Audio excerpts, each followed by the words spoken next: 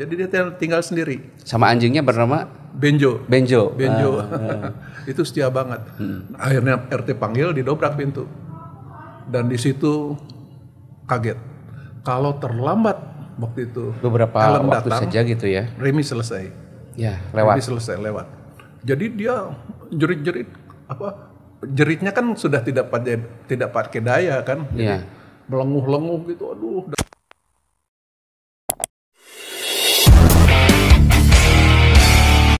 Jika disebutkan nama Yapi Panda Abdil Tambayong, tentu banyak orang yang mengerutkan dahi. Siapa orang ini? Tapi kalau disebutkan nama Remi Silado, orang akan segera mengetahui tentang seseorang yang memiliki talenta yang begitu luar biasa dalam berbagai aktivitasnya. Dia seorang aktor, seorang pelukis, penyair, ahli bahasa, dan berbagai hal. Memang Remi Silado adalah nama pena dari Yapi Panda Abdil Tambayong, seorang lelaki yang lahir 12 Juli 45 di Sulawesi Utara. Saya kira tidak perlu lagi menjelaskan bagaimana karya dan kiprahnya di dunia seni. Orang sudah banyak tahu tentang beliau. Tapi yang jelas saat ini Remi Silado sedang terbaring sakit. Sambil berharap sembuh seperti sedia kala, ada baiknya kita menengok jejak Remi Silado di Kota Bandung yang merupakan sebuah kota yang menjadi saksi atau kota penting dalam proses kreatifnya sebagai seniman.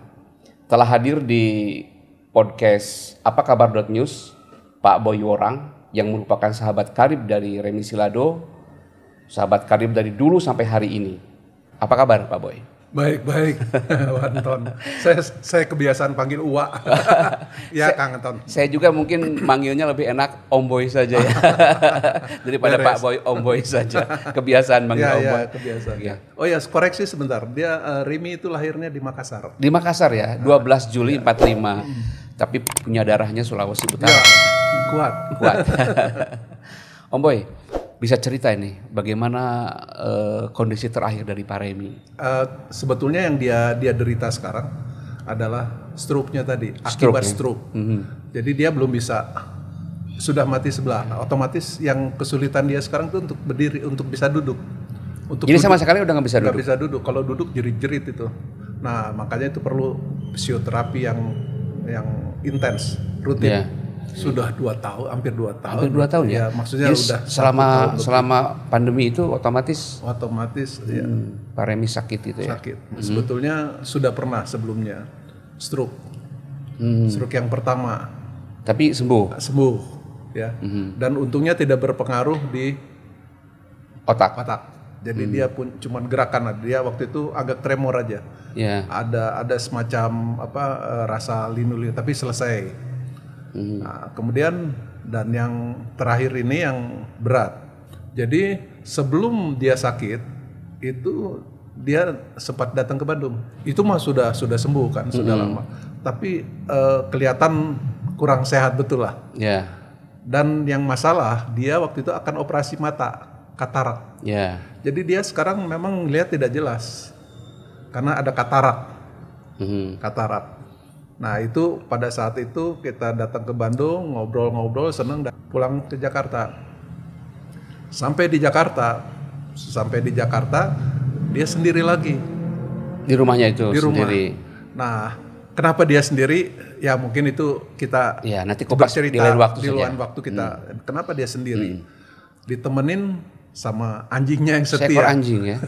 Ya rumahnya di mana memang? Di Bogor. Jadi dia tinggal sendiri. Sama anjingnya bernama Benjo. Itu setia banget. Nah, pada saat hari Jumat itu dia sudah janjian sama keponakan dan dia sudah juga bel saya bahwa saya akan operasi katarak. Tapi nggak ada kabar. Kemudian keponakannya juga kebetulan ada kesibukan, jadi tidak sempat lagi untuk mengantar ke rumah sakit. Ternyata dia tidak ke rumah sakit untuk katarak waktu itu. Nah, hari seminggu kemudian saya telepon ponakannya. Ponakannya itu Dr. Eleonora Monium. Oh, seorang dokter. Dokter MH, SH, MH. Nah, Saya bilang tolong lihat tuh Om Yapi, soalnya kok kan harusnya dioperasi, coba pengen tahu kelanjutan gimana, kalian dilihat. Akhirnya Ellen, panggilannya Ellen, Ellen datang ke Bogor untuk menindaklanjuti untuk operasi matanya.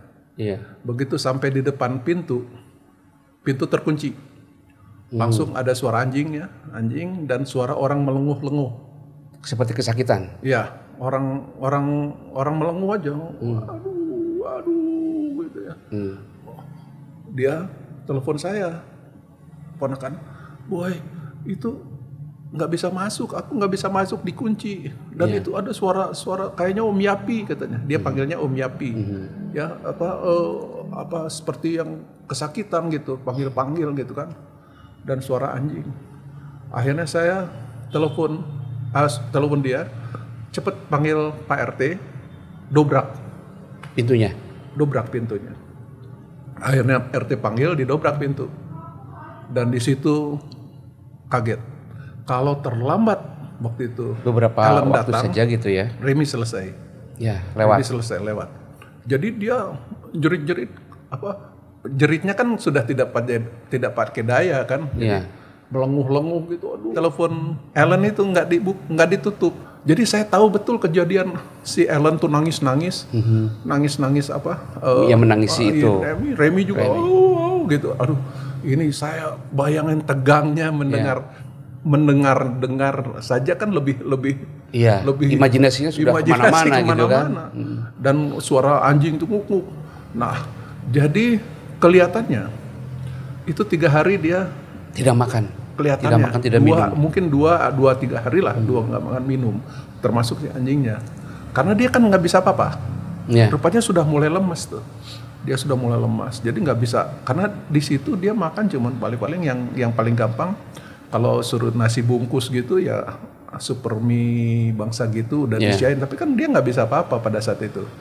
Jadi bayangkan waktu itu selama bilang Ellen harus dibawa ke rumah sakit nih segera. Tapi saya berinisiatif untuk menghubungi istrinya di Cipinang.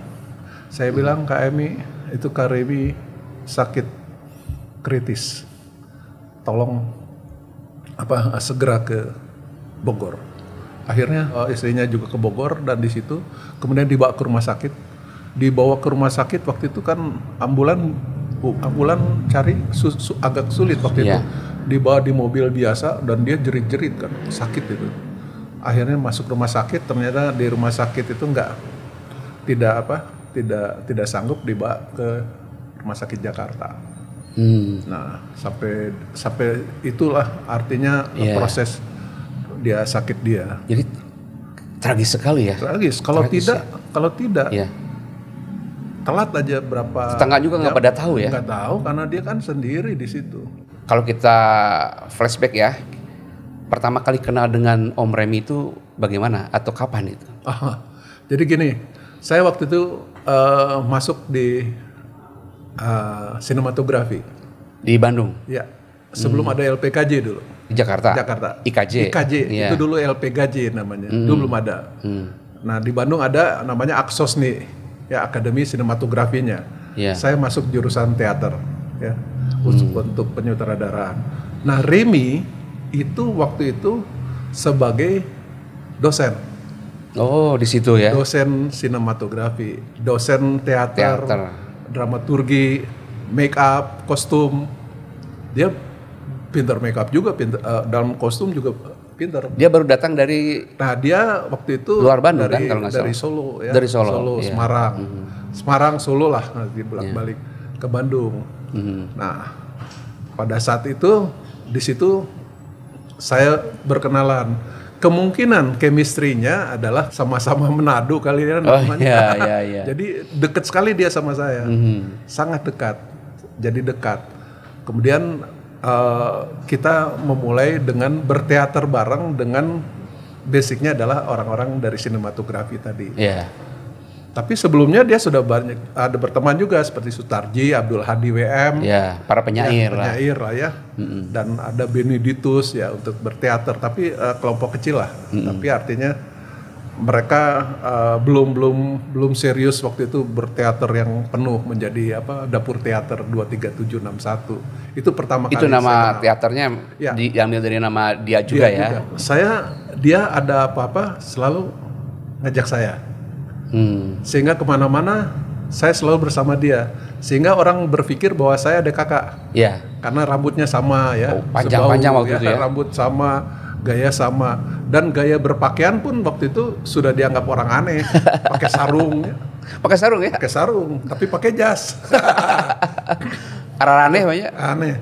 Sehingga di YPK itu Oh, di YPK, Yayasan Pusat Kebudayaan. Di situ tempat kita nongkrong. Ya, Jalan Naripan. YPK itu menjadi tempat kumpul seniman-seniman Bandung waktu itu. Jadi Remi itu mengundang keinginan tahu anak-anak muda ya. Karena zaman dulu bayangin rambut panjang segini tapi pakai celak gitu. Ya. Oh, jadi make up juga sudah aneh-aneh ya? Iya, sudah aneh-aneh. Saya sebulan enggak, tapi Remi aneh. Saya aja dulu nganggap dia aneh gitu kan. Yeah.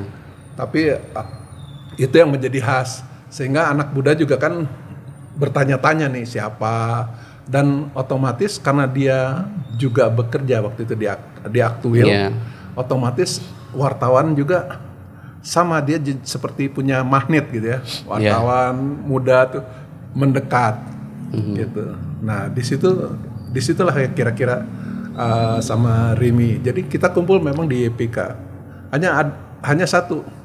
Kalau ada orang cantik lewat di Braga kan tempat orang cantik lewat. Yeah. Begitu mau ke Naripan, lihat yang kita gondrong langsung muter lagi. Takut mereka. Siennya sangat salah ngarti. Ya, itu.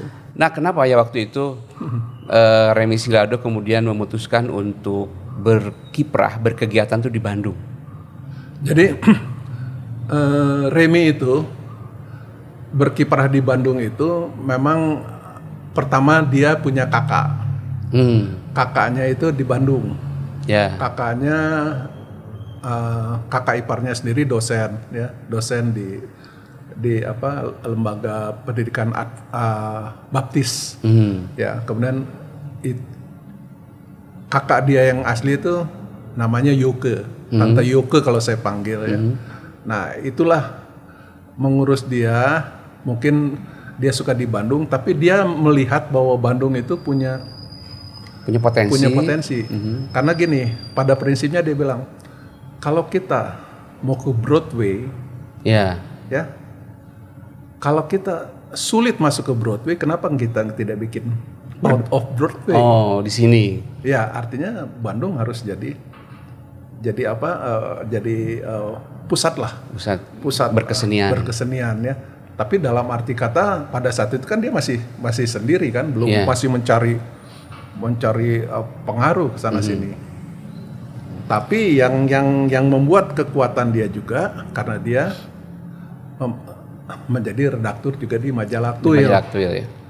Nah, mungkin kalau Aktuil sendiri kan saat itu menjadi trendsetter untuk Indonesia. Yeah. Dan itu majalah oplah terbesar. Itu tahun 70-an ya, sampai 80 mungkin ya. Itu majalah Aktuil itu isinya apa saja sih waktu itu? Nah, pada intinya sebenarnya musik. Nah, justru Remi ya yang memulai.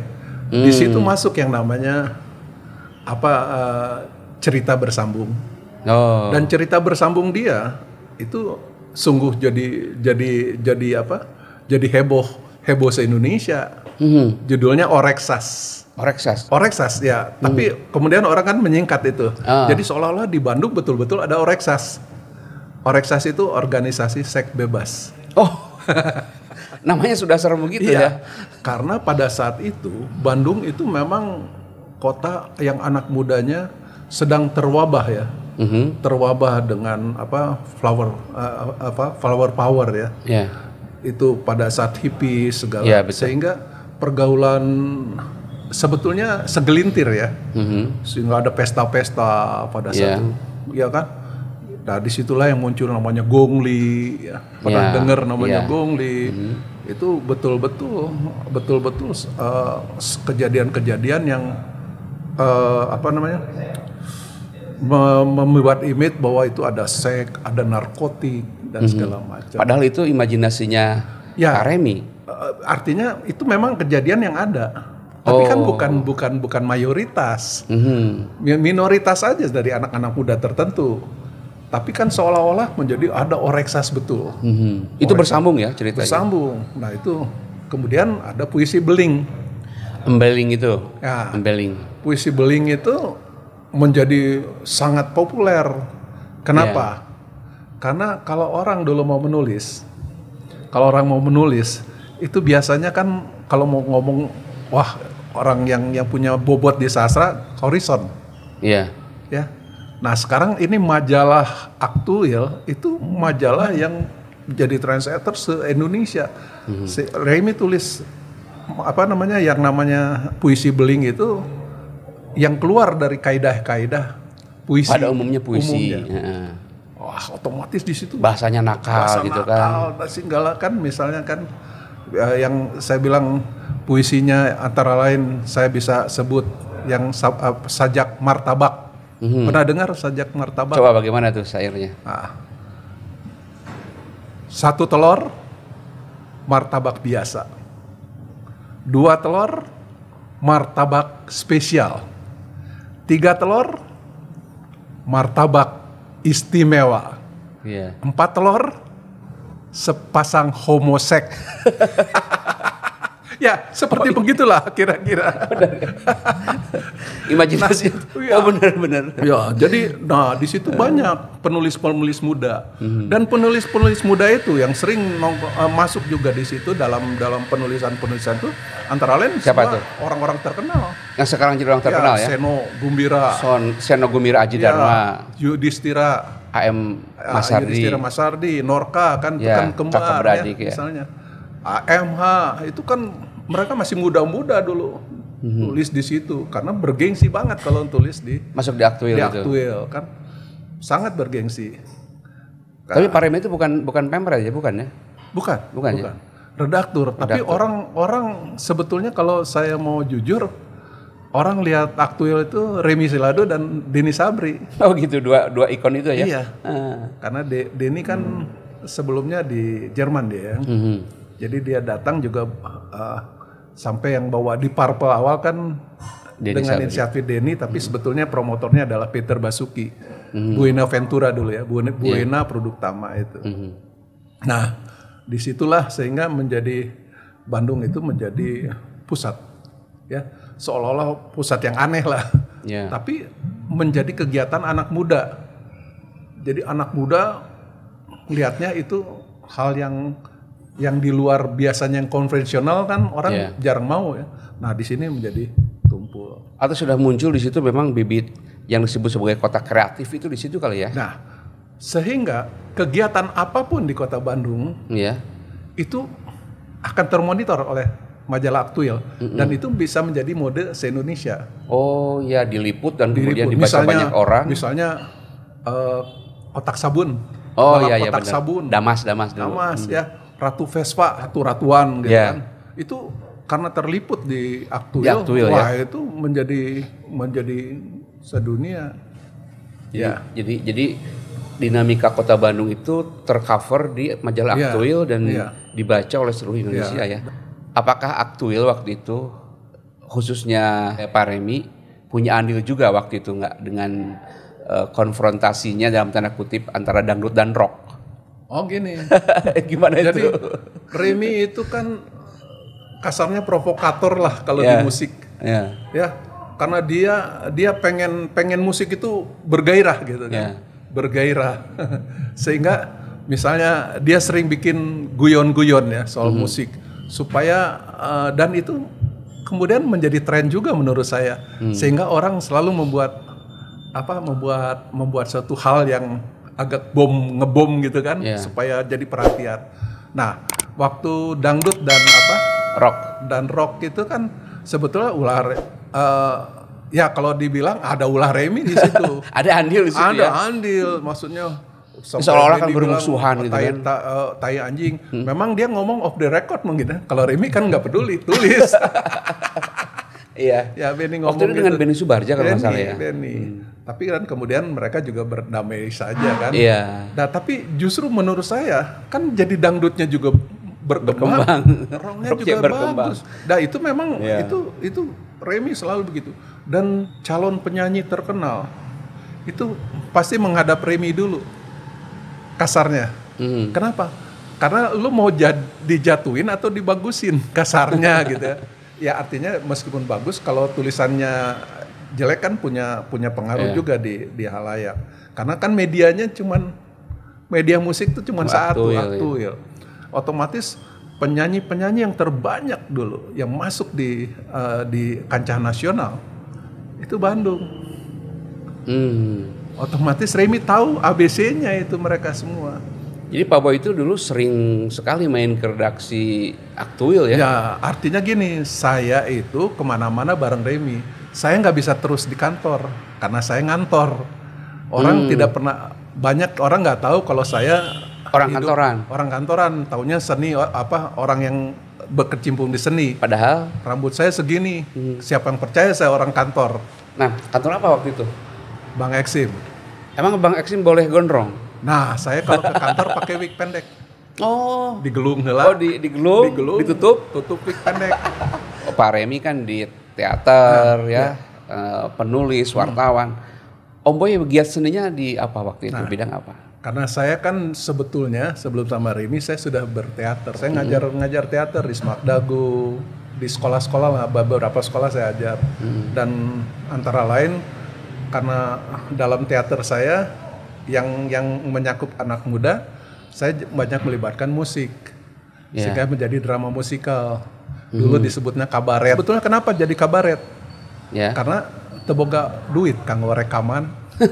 Jadi kaset. Jadi nyuplik sana sini. Cuplik sana sini kaset.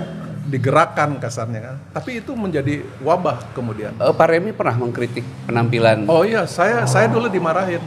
Nah, waktu saya begitu, saya dimarahin, lu melacur teater katanya. Oh gitu?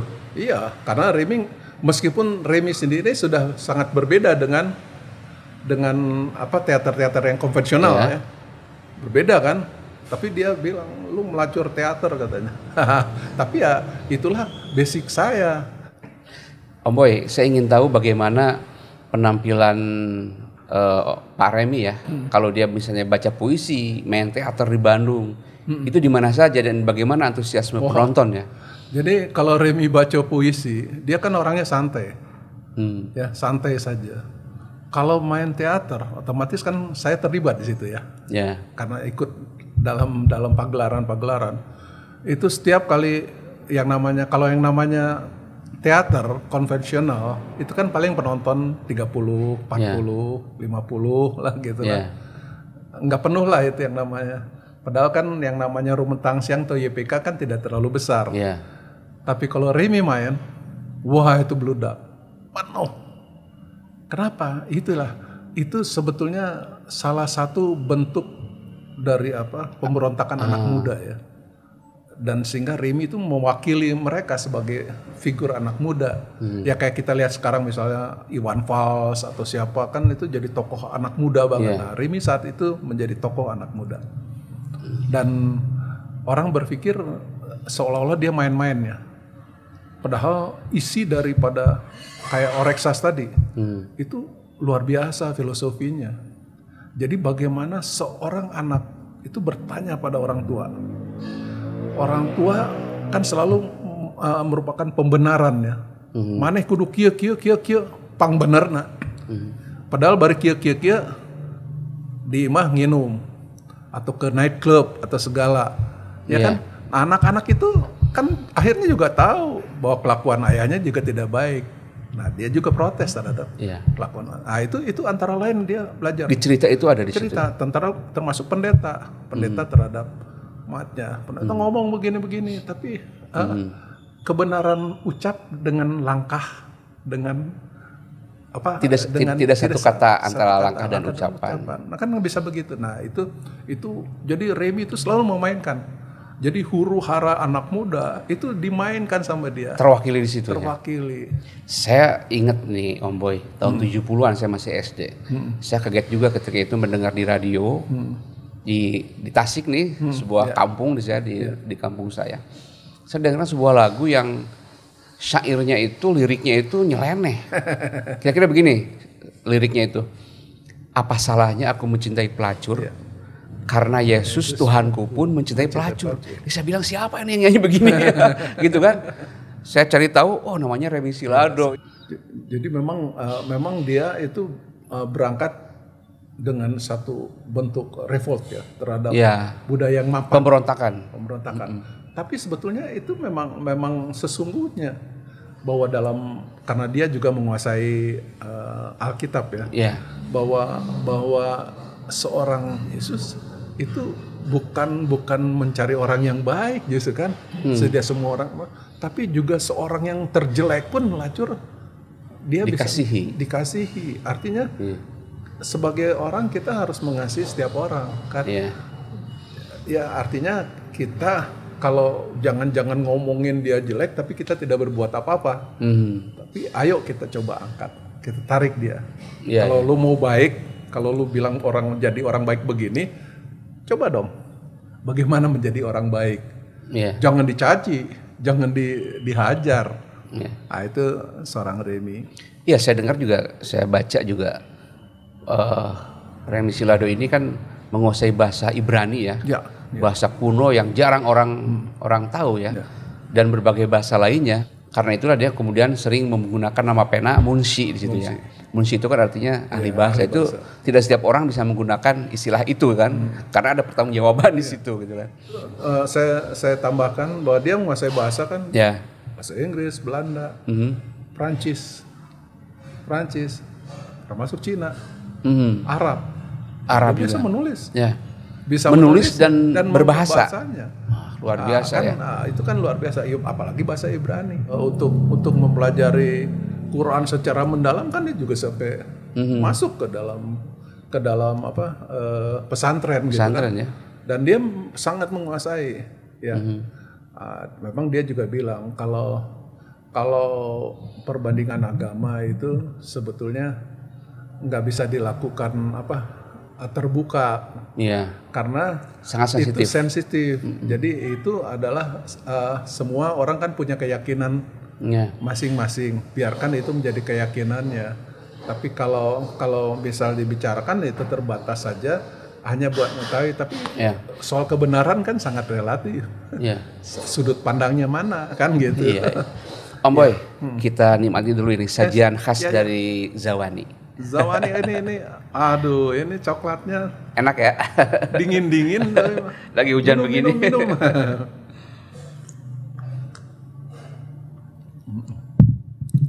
Nah kembali nih kepada peran Om Remi di Aktuil ya. Bagaimana beliau menggali informasi sebanyak mungkin mengenai perkembangan musik dunia dan kemudian beliau ungkapkan, beliau paparkan kepada publik di Indonesia. Itu referensi Pak Remi apa ya? Karena kan waktu itu internet belum ada gitu kan, teknologi informasi terbatas gitu. Remi itu senang membaca, selalu mencari tahu. Kalau Denny Sabri, Denny Sabri itu kan memang pengamat juga. Tapi kan dia melihat langsung. Remi kan tidak melihat langsung. Tapi dengan begitu, Remi terus mendengar, dan dia mengikuti perkembangan musik-musik dunia. Kan ada majalah musik dunia juga kan ada sahabat itu, penggemar Elvis, dan dia fasih menyanyikan Elvis.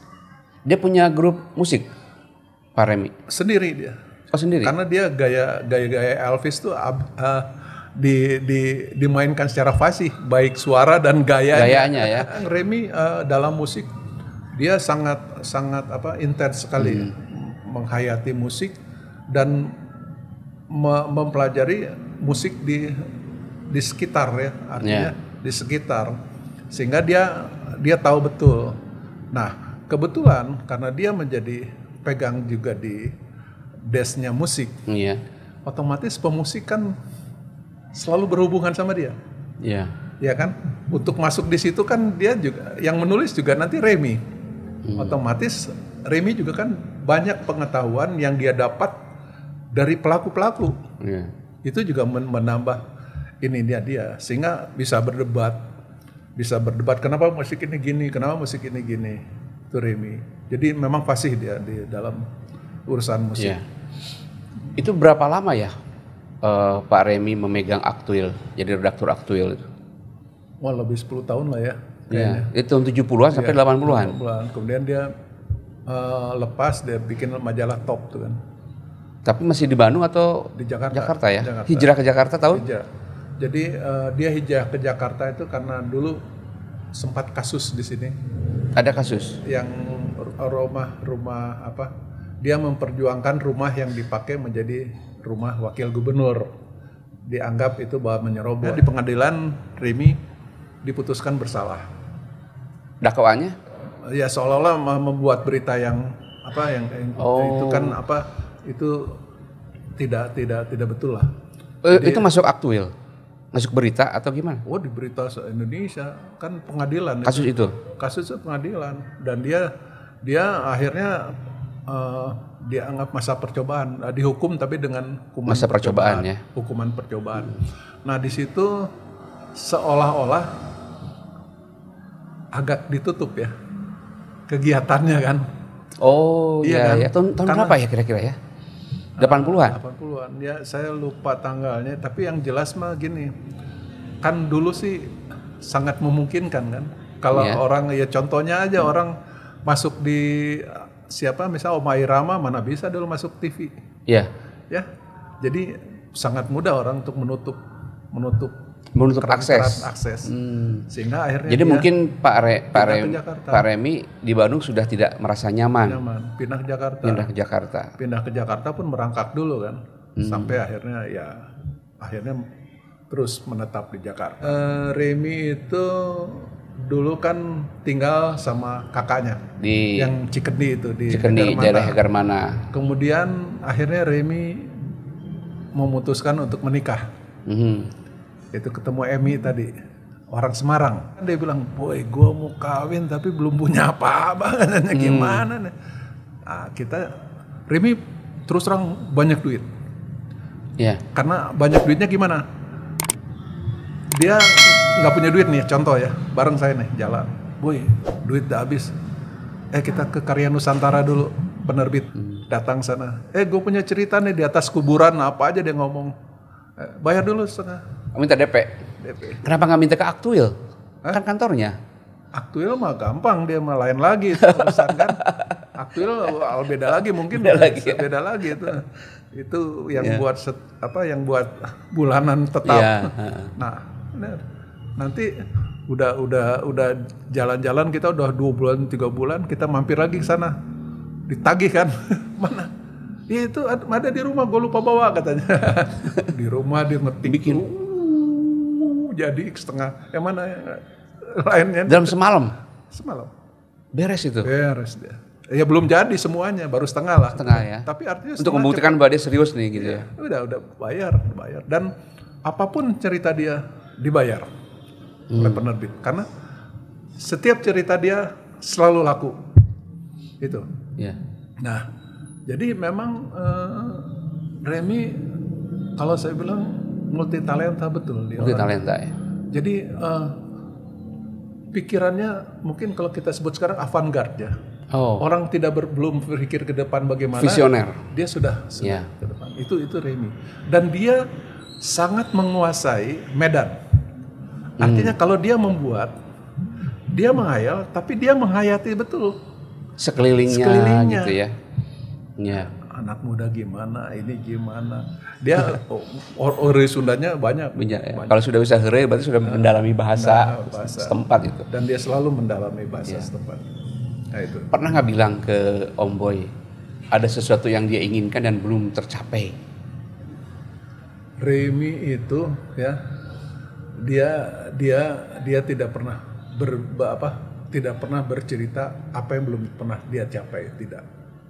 Kenapa? Karena dia anggap semua jalan aja mengalir, itu Remy.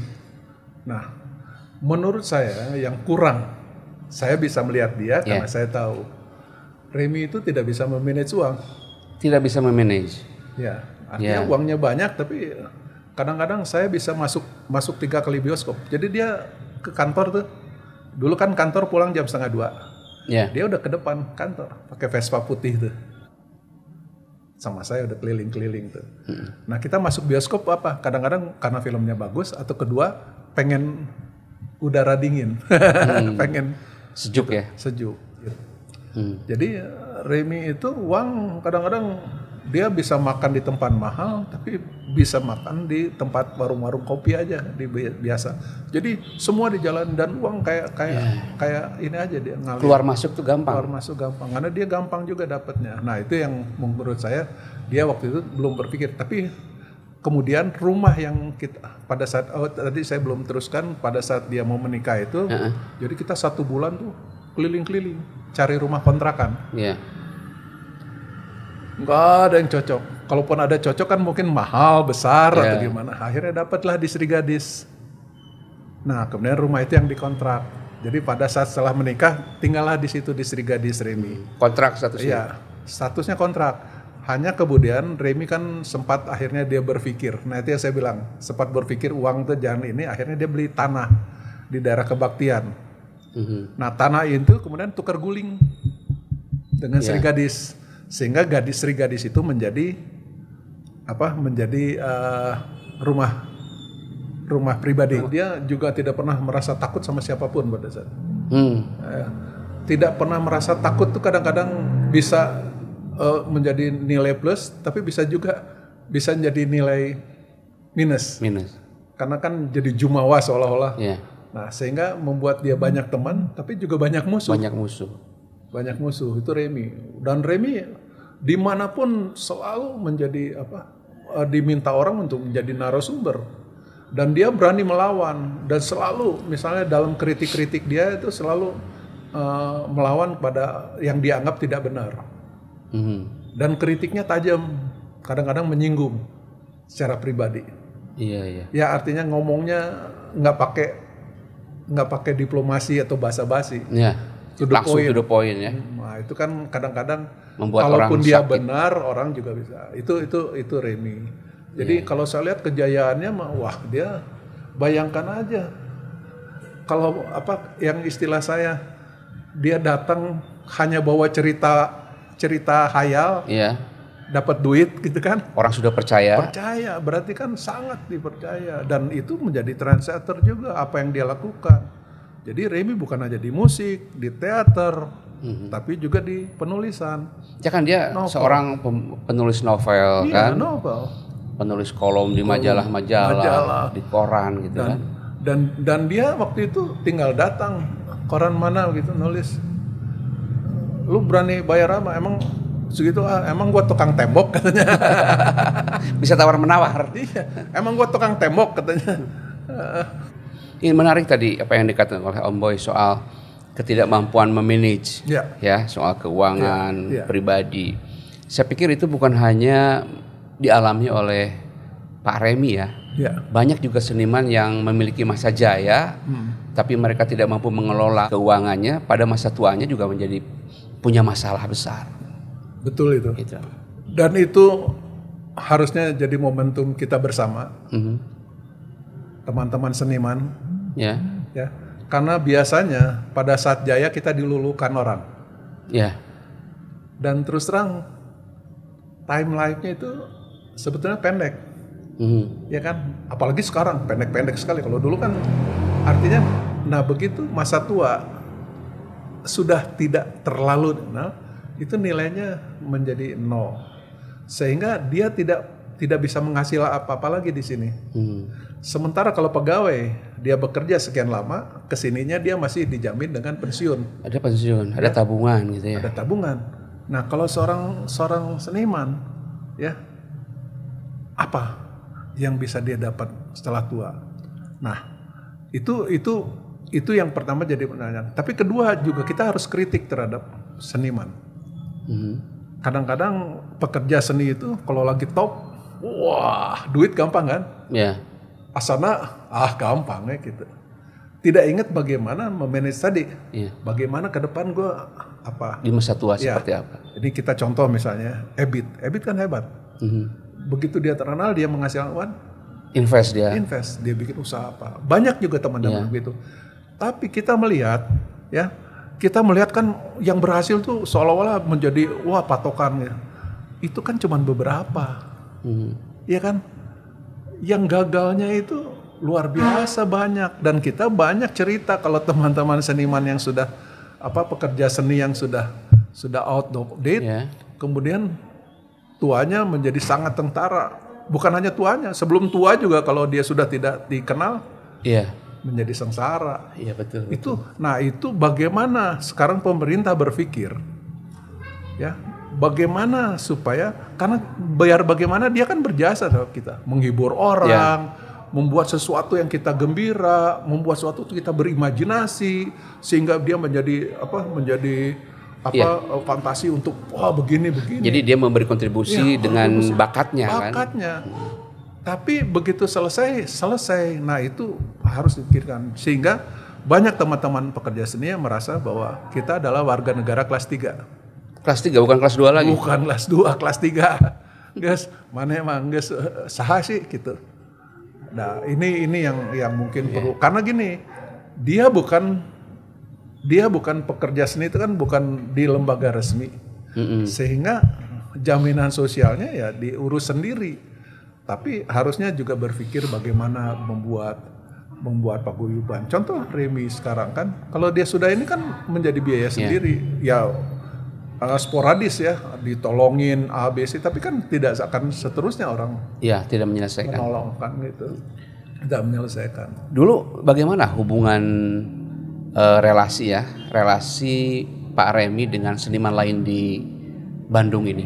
Nah, karena ini hukum alam. Kalau mayoritas bilang dia lagi kuat, otomatis semua ngangguk di depan. Nah, otomatis ya orang karena Remi di atas angin, dia kalau berdiri di lingkungan itu ya orang iya aja sama dia. Manut. Tapi menurut saya banyak yang jadi musuh sebetulnya, gitu banyak. Jadi tapi secara tidak langsung dia menjadi inspirasi bahwa hal-hal yang mapan itu tidak selalu abadi. Tidak abadi. Jadi memang harus. Jadi gaya-gaya berontaknya itu banyak yang ikut sebetulnya. Itu Remi. Nah kan sebagai sahabat nih Om Boy ya, sahabat yang tahu A sampai Z-nya Om Remi itu pernah nggak memberi masukan, memberi nasihat? Cik tong kieu jigana kieu pernah nggak sebagai sahabat? Dia tidak mau menunjukkan bahwa dia itu misalnya memberitahu atau sebetulnya kita yang beritahu dia.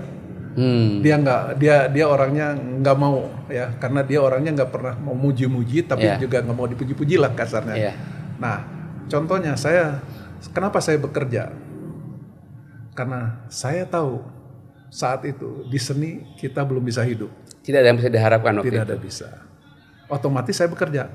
Dengan saya bekerja, lepas dari pekerjaan, saya bisa melampiaskan. Bisa melampiaskan bagaimana tema. Waktu itu bekerja dulu atau berkesenian dulu, Om Boy? Berkesenian dulu. Baru kemudian bekerja. Ya, bekerja. Nah, hal itu tidak semua orang bisa lakukan itu. Karena bekerja itu, seorang seniman bekerja itu seperti penjara. Kenapa? Karena seniman biasa so jagonya, asapang pinter napan. Karena memang bukan asapang pinter, memang merasa bebas. Sekarang diatur-atur. Ya, pasti berontak. Diatur-atur mau orang yang kita anggap itu mah nanaona, tapi kudu nurut, da atasan kan. Itu perjuangan. Nah, saya banyak belajar itu sehingga ada dua jiwa di sini. Nah, Remi secara nggak langsung juga dia mungkin melihat, karena Remi bilang gini, lu seni jangan artinya bekerja seni itu bukan karena uang kan gitu. Tapi setelah itu nggak mana bisa kita kerja seni kalau nggak ada uang. Ya, dan saya sudah melakukan itu dulu. Karena dengan saya punya gaji, saya bisa bikin pementasan sendiri, pakai gaji, meskipun isuk-isuk 2 minggu kemudian nggak ada kenjam kan gitu. Nah itu Remi. Jadi Remi memang tidak pernah mau memberi nasihat mah, kalau memberi nasihat dia mah hal-hal yang sangat sangat elementer. Religiusitasnya tetap ada kan? Religiusnya Remy itu belakangan terlihat. Kalau dulu dia seolah-olah berontak terhadap hal-hal yang religius. Karena dianggap ngomong doang. Jadi misalnya dia dalam keyakinan dia, seorang pendeta itu ngomong aja tapi kelakuannya nol. Tapi belakangan sendiri dia ngeritik, lu ateis kali ya, PKI juga lu katanya. maksudnya suruh kita ingat sama yang di atas. Om Remy itu adalah seorang seniman besar. Tapi ketika di masa tuanya dia menjadi seorang seniman yang kesepian. Ya. Betul nggak? Betul. Seorang yang sudah jadi besar, itu terkadang ya menjadi panutan dan pujian orang, tapi orang tidak mendekati. Kenapa? Karena wah gede teuing euy. Orang yang sama-sama merasa berkelas, saya tahu mah nanaon. Kurang lebih, sehingga membuat jarak kan? Membuat jarak. Nah, otomatis di masa tua Remy yang sudah begitu ada rasa kesepian itu. Karena dia juga perlu teman yang bicara gitu ya. Apa gitu kan. Sehingga dia sering kadang-kadang lagi itu panggil, sini dong gitu kan, janganlah sok gongkosin gitu. Hanya buat ngobrol. Jadi memang saya kira bukan hanya Remy, banyak seniman-seniman di masa tua itu merasa kesepian. Saya lihat kenapa begitu, karena memang orang itu pada masa tua itu ada rasa untuk bisa bicara, curhat gitu ya. Sehingga saya juga lihat pada masa sakit-sakit ini juga kan nggak semua orang bisa menengok dia, ya kan? Karena prokes segala macam. Kan gitu. Itu juga bisa membuat mundur nantinya. Tapi untungnya sih sampai saat ini masih. Tapi komunikasi masih bagus. Masih bagus. Cuman ya selalu dia cerita Bandung. Jadi melekat sekali ya. Karena Bandung itu. Bandung itu jadi itu sangat melekat, dan dia sangat dekat juga sama saudaranya yang di Bandung kan. Om Boy, apa yang akan dikatakan pada Om Remy ini? Ya, Kak Remy harus kuat dan harus mau usaha untuk sehat. Ya, ayo usaha berdiri, duduk minimal, karena dengan duduk minimal bisa pegang komputer atau mesin tik lagi, sehingga kreativitasnya bisa jalan. Ayo, karena banyak orang yang masih butuh karya-karya Remy Silado.